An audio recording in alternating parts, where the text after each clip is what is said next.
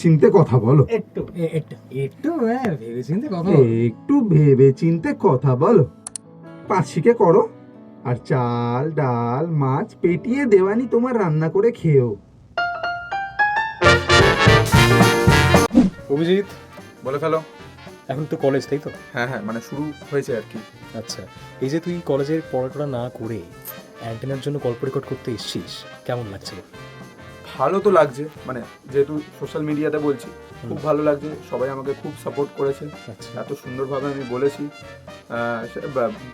Behind the সিনে দেখবে না যদিও, তো খুব ভালো লাগছে। অ্যান্টেনা স্টুডিওতে সবাই ফলো করবেন আর আমাদেরকে সাপোর্ট করবেন, কারণ আমিও একজন অ্যান্টেনা ফ্যামিলি হয়ে গেছি। অ্যান্টেনার দাঁড় কাট তুই আজ থেকে। আচ্ছা আচ্ছা, যেটা বলবে এখন, মানে এত বাজে রেকর্ডিং করেছি আর কি, কিভাবে বোঝাবো আর কি। কি বললি বিশাল? বল বল বল। বনিকে কোনোদিনও বলতে শুনেছি আমি খারাপ অভিনয় করেছি, তাও দেখবেন সিনেমা হলে কি, এরকম তো বলেন। তো সকলে শুনবেন এবং ফিডব্যাক দেবেন, আর কি ভুল ত্রুটি হয়েছে সেটাও জানাবেন।